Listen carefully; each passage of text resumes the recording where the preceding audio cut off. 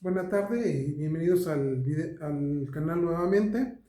En el video anterior estuvimos hablando de las necesidades desde Abraham Maslow y cómo estaban enmarcados en ciertos contextos. También les comentaba en el video pasado que íbamos a hablar de Michel Foucault. Michel Foucault menciona pues el plus de goce. Psicoanalistas como Jacques Lacan también lo toca, sin embargo me parece un poco más profundo la parte de la propuesta de Michel Foucault. Michel Foucault menciona que el hombre se desenvuelve en cuatro distintos ejes. ¿Sí? Foucault, ¿sí?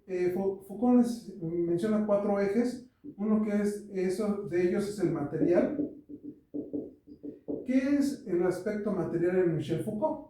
Es todo el aspecto físico de la persona. ¿Sí? En cuanto a cómo administrar lo que son los dolores, las necesidades,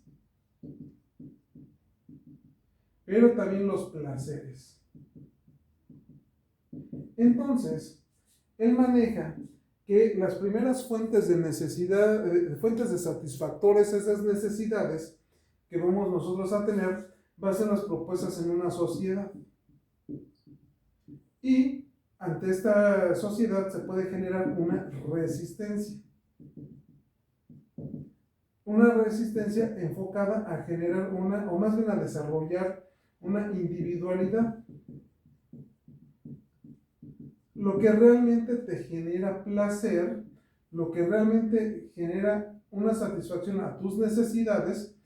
Por eso también vamos a identificar aquí necesidades auténticas,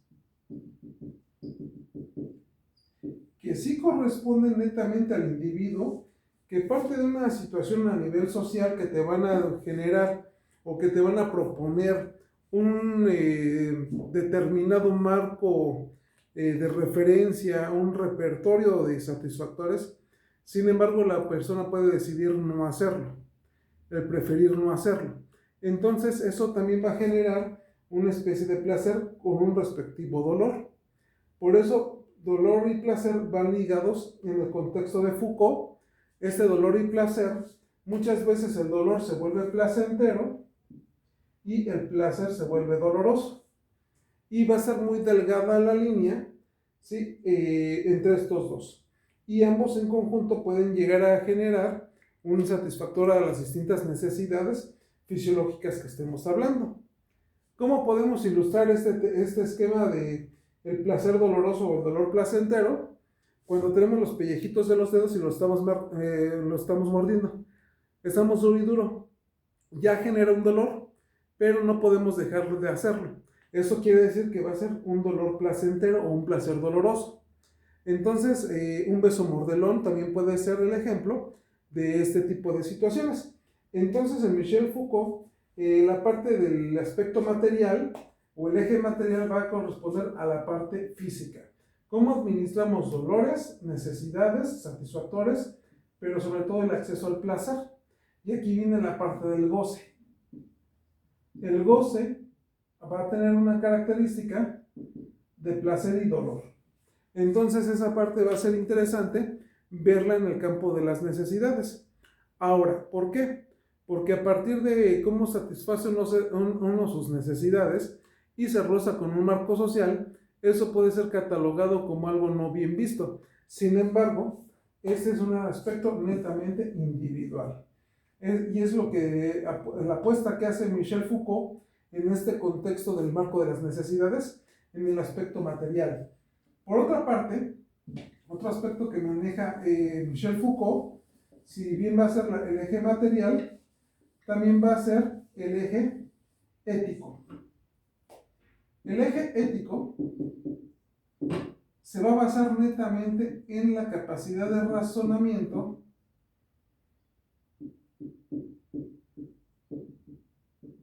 de la persona, ¿sí? Pero esto lo va a llevar a una responsabilidad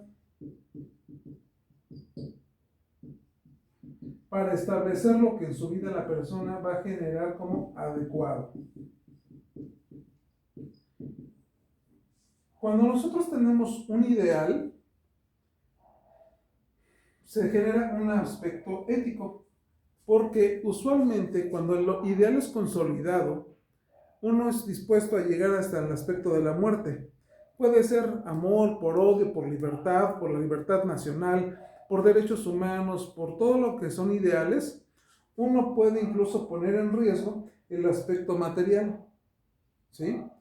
Entonces, esta parte ética es una decisión netamente basada en el razonamiento de la persona, que va a tener dimensiones también ideológicas espirituales.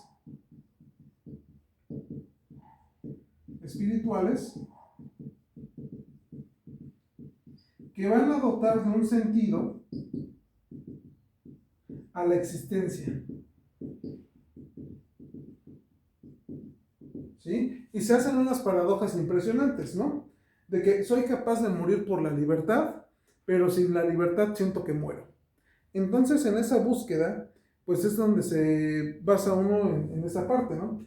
Hay quien en este eje ético, en la medida que lo haga de una manera razonada y concientizada, sobre todo responsable, alguien puede decidir, muero por amor, ¿sí? Muero por el amor que siento, muero por el amor que profeso, y es válido en la medida que sea ética, ¿sí? Puede ser morir o vivir. El Marqués de Sade hace una propuesta bien interesante, ¿no? Él maneja, referido a este aspecto ético, que no es necesario que una persona que te ama que sea capaz de morir por ti. Lo que él maneja es de que una persona, por el amor que tiene, sea capaz de vivir y vivir bien, vivir de manera adecuada. Entonces, esa propuesta que hace el Marqués de Sade es bien interesante, ligado con ese aspecto ético. Esa información no está necesariamente documentada en un texto, vamos a llamarle teórico, sino es en una novela que se llama El Caballero, del Marqués de Sade, donde maneja esa parte, ¿sí? Donde podemos acceder a este punto de dotarle de un sentido a la vida, ¿sí? Y gracias a ese sentido, pues es que nosotros podemos alcanzar la trascendencia, ¿sí? También dentro de los ejes que maneja Michel Foucault, maneja un aspecto muy cognitivo que nos va a llevar a un aspecto emocional importante, ¿sí? El eje del saber. En el eje del saber es nuestra manera de alcanzar la verdad sobre las respuestas existenciales que tenemos. La vida, la muerte, ¿sí? La existencia. Esta parte va a ser muy importante en el conjunto de las necesidades, que no necesariamente tiene que ver con la autorrealización, sino tienen que ver para ti qué es la vida y cómo fundamentas la vida. Para ti qué es la muerte. Aquí viene la parte escatológica, entendido por escatología la ideología que hay después de la muerte. ¿Qué piensas que va a haber de la muerte? Y ese es un eje de tu saber, porque aquí se requiere un fundamento.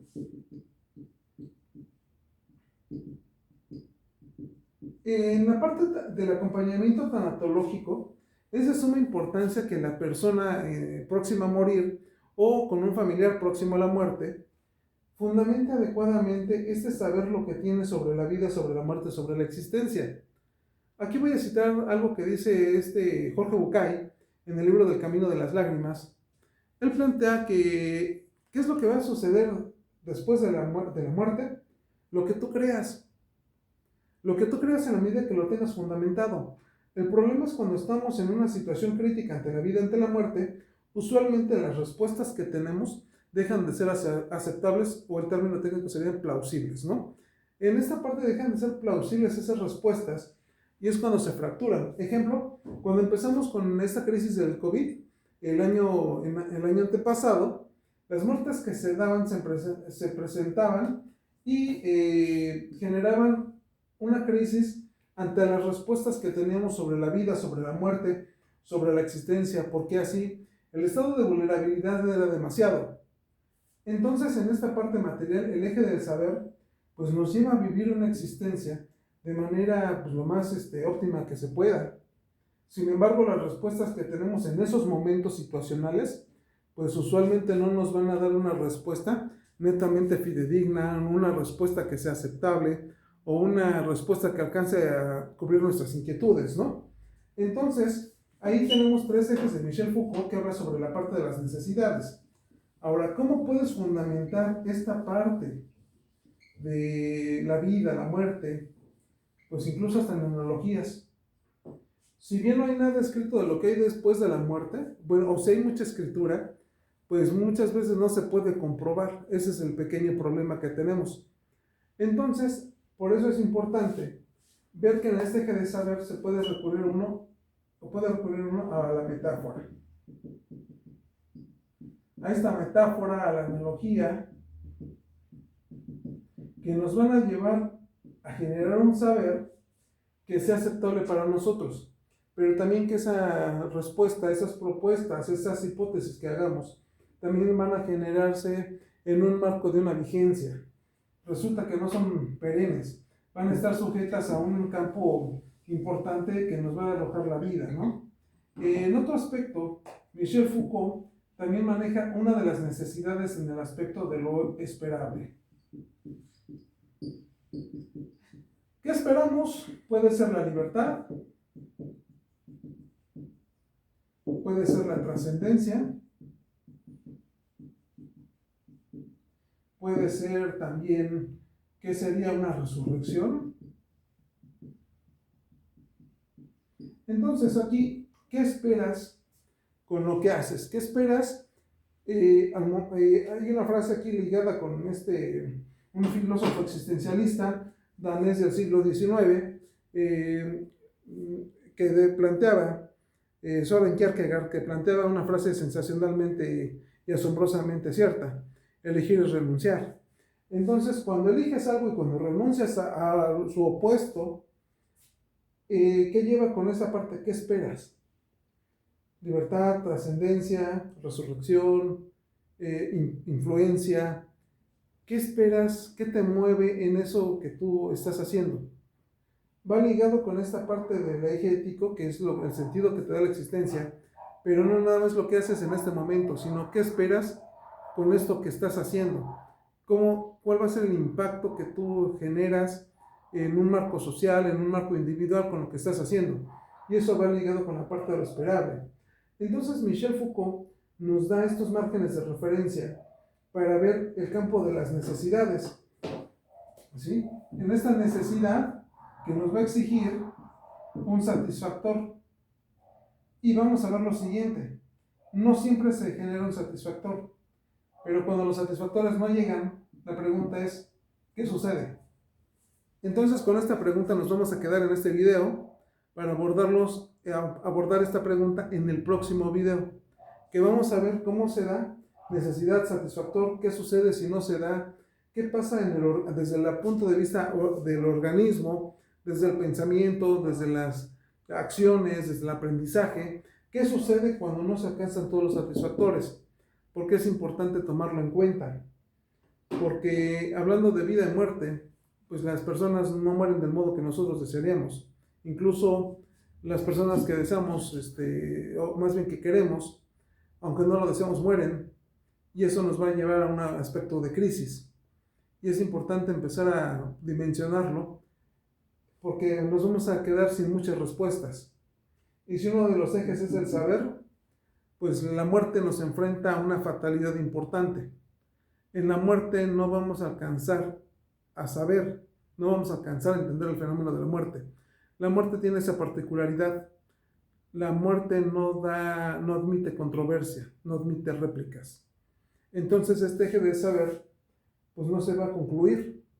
¿Y qué hacemos con esos insatisfactores? Y es algo que vamos a abordar en el próximo video. Pues que tengan una excelente tarde. Hasta luego.